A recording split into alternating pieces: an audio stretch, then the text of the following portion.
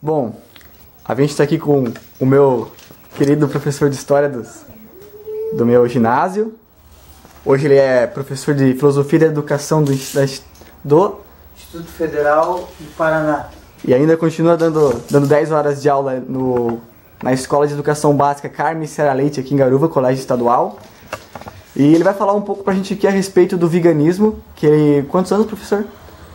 Eu fui vegan por aproximadamente 1 ano e 2 meses. Né? Isso foi há 4 anos e meio atrás. Ele vai responder umas 3 perguntas que eu resolvi unir para ele responder de uma forma só, cronologicamente. Primeiro, professor, eu vou mandar as 3 perguntas assim já. Eu queria saber, professor, da onde partiu essa ideia, né, da onde que o professor, da onde foi, por que aconteceu essa transformação do professor não ser vegan para o professor ser vegan, de que forma aconteceu, quais foram as restrições, as condições de mercado, o que o pessoal falava, se havia preconceito, os amigos do professor falavam pro professor quando o professor falava sou vegan, né? E agora, o professor, antes da gente gravar aqui, o professor comentou comigo que agora não é mais vegan, é só vegetariano. Queria saber por que dessa mudança também. Bom, então, eu sempre fui uma pessoa ligada ao esporte. Eu sempre tive uma relação boa com atividade física e tal. E em 2007 eu entrei numa linha de pesquisa como aluno especial do programa de mestrado da Universidade Regional de Blumenau. E lá no programa de pós-graduação em educação tem um grupo de pesquisa que é o Educogitans, e que é um grupo de pesquisa e educação que estuda a questão da relação do homem, como é que se dá o processo de educação entre homem e natureza, como é que é essa relação simbiótica entre esses dois elementos, né? Que na verdade é um só, é o homem inserido na natureza. Então é a ecopedagogia.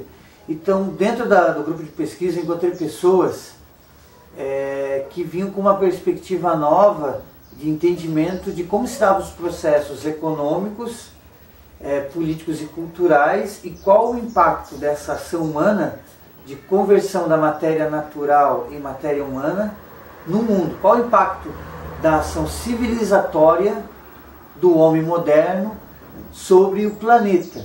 É a ecopedagogia. E aí eu comecei a estudar alguns homens como Leonardo Boff, Edgar Morin, Paulo Freire, que são dessa vertente, que pensam uma Sirgadotti, que pensam o homem e sua relação com o mundo.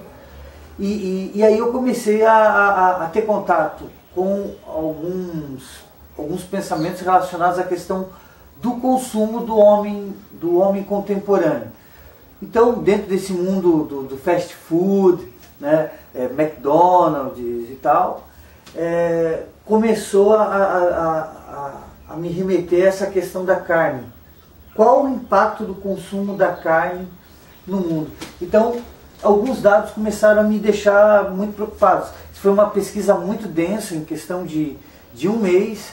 Eu fiquei imerso nessa pesquisa. Cheguei a entrar em contato com uma ONG de Joinville, que era presidida na época por um professor de Direito da Univille, o Rafael Mendonça, publicou livro e tal, e um homem amoroso, um grande filósofo. Então, dentro desse mês, desses 30 dias, eu resolvi tomar uma atitude, né, diante de alguns dados. Um exemplo, né, para você manter um boi, né, ao longo, uma vaca, desde o nascimento dele até o momento de abate, cada quilo de carne necessita aproximadamente 800 litros de água. É um processo não renovável. Para você manter 1 quilo de soja, você vai precisar de 1 litro. Então entra aí uma questão de impacto ambiental. Outro exemplo. Uma coisa é você manter uma plantação de hortaliças ou qualquer outro tipo de vegetal. Outra coisa é você manter gado sobre uma determinada área. Então eu comecei a pensar nessas questões matemáticas, quer dizer, qual o impacto da expansão, por exemplo, do gado no oeste do Brasil. O Brasil que ainda tem essa perspectiva colonial de ser apenas uma área de criação agrícola pastoril.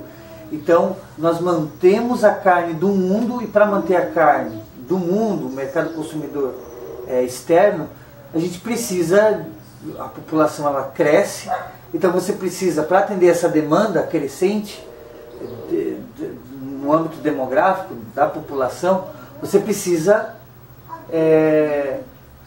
desmatar. Então o oeste do Brasil avança sobre a Amazônia na questão de áreas de floresta. E aí você precisa, inclusive, condenar nascentes de rios, faixas que margeiam. Então toda essa questão de impacto do consumo da carne sobre a natureza começou a me fazer pensar essa questão. Esse foi o primeiro aspecto, o aspecto econômico, né? Inclusive pensando numa sociedade futura, como futuramente nós vamos conseguir lidar com essa questão da carne, né? Sendo que a população aí até 2040 pode chegar aí a 12 bilhões de seres humanos, né? O segundo aspecto é qual o impacto, dentro dessa política, esse mecanismo de lucro, como o animal é tratado nesse sistema. Então o animal ele é visto como objeto e não como ser. Então já que ele é visto como objeto, ele precisa render, ele precisa gerar lucro.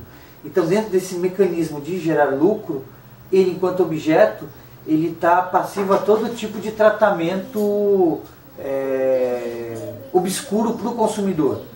Então a quantidade de hormônios e de estratégias que são utilizadas para fazer com que o animal ele se torne um objeto de lucro é absurda. Então a quantidade de hormônio, de remédios, as estratégias utilizadas em granjas para que os frangos possam engordar mais rápido, ou para que as galinhas possam gerar mais ovos, é lancinante.